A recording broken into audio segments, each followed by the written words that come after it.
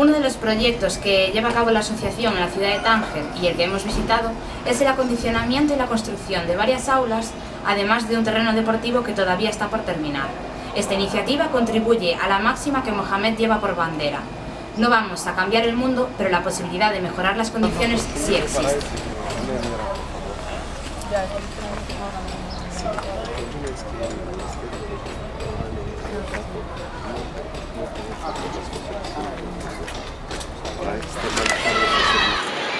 La gente ya no se hace favores. Con Zoom y todo.